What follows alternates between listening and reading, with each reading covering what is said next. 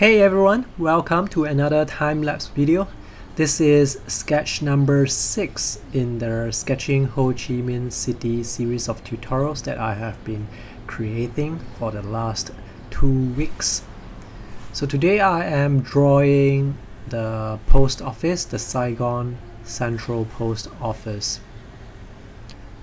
This time-lapse is actually a condensed version of the full-length tutorial that I am creating to sell on Gumroad. Now for my Patreon supporters, you can get to watch this tutorial too. It's on Patreon now. I'll put the link in the video description below. I haven't decided how many videos there are going to be in the video bundle, but so far I have recorded 7. I will probably record 9 videos. Alright, so for this particular sketch of Saigon Central Post Office, I used pencils instead of pen and ink. And as usual, I try to draw the general shape first before drawing the details. In this case, I drew the 2 trees on the left and right side first because I want to use the trees to frame the building in the center. And once I have the trees, I proceed on to draw the building. Now this is a rather close-up view, and the reason for that is because my sketchbook, the format of this sketchbook is not a panorama sketchbook, so I have to draw a bit close up so as to make the building look bigger so that I can draw the details. Pencils definitely have a softer look compared to pen and ink, and there is a very textural look that I like. I like using Cretacolor Nero pencils because they are oil-based charcoal.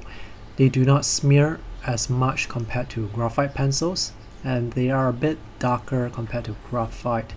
So when you apply watercolor over it, you can still see the lines quite clearly. So that's one good advantage over graphite pencils. So right now I'm actually drawing all the people, the tourists in front of the post office. There are a lot of people. When drawing people like this, I use very simple shapes: a circle for the head, a triangle for the body, and an inverted triangle for the legs. One good thing about drawing is you can draw simple shapes to represent whatever you're drawing, and when people look at what you're drawing, they would imagine what you're drawing and come up with an interpretation of what they saw. So when they see a circle with 2 triangles below, in this case they know that it's a person because in this context they look like people, and their mind will tell them that, hey, you're looking at people, lots of people. So that's the fun part about drawing. And right now I'm coloring the building with some lemon yellow and new gumbosh. New gumbosh is a very beautiful warm orange. And for the trees, I'm using sap green. Later on, I will be using phthalo green with sap green to get the darker shades, the shadow areas of the trees basically. Some trees can be quite dark. I think I applied too much water in some areas, that's why you see me drawing my brush and using the brush to pick up the excess water from different areas, especially the trees there. For the road, I use French ultramarine and burnt sienna. For the windows, they are dark green, so I use sap green, phthalo green, and red to get the dull green. Drawing architecture like this is not that difficult. I think the key really comes down to simplification. If you want to draw a lot of details, you can do so, but if you draw a lot of details, sometimes it may make the sketch look too busy, and when someone looks at your sketch, they may not know what to look out for. So sometimes it's good not to draw so much detail, and it's not really necessary to draw so much details because art really is about, sometimes it's about abstraction. Like earlier on, I told you that I use circles and triangles to represent people, so that is a form of abstraction.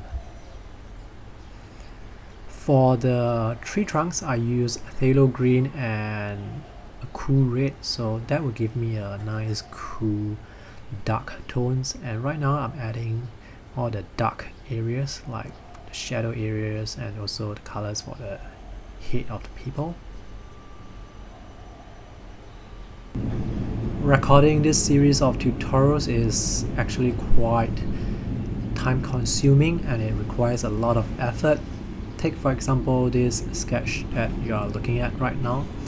It actually took me 3 hours to sketch, to paint and to record, and the reason for that is because sometimes I make mistakes, I have to re-record it, but sometimes I have to wait for the paint to dry and then come back later on to paint over again.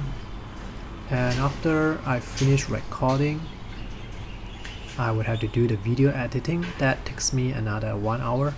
Usually I would create 3 videos out of one sketch, so I would create a time-lapse video, which is the one that you're watching right now. I will create a shorter time-lapse video, which I will post on my Instagram page. And finally, I will create a full-length tutorial, which is available on Patreon and also on Gumroad on a later date. I'm doing all this to try and make a living online. So if you want to support me, you can do so through Patreon. Patreon is a monthly subscription service where you can pledge a certain dollar amount per month to the artists you want to support. Any amount is deeply appreciated. Even $1, that's like treating me to coffee each month. Other ways to support me would include, well, sharing my YouTube videos with your artist friends or getting stuff through any Amazon links on my blog. So this is the completed sketch. If you have any questions, let me know in the comment sections. And thank you for watching. See you in the next video. Bye!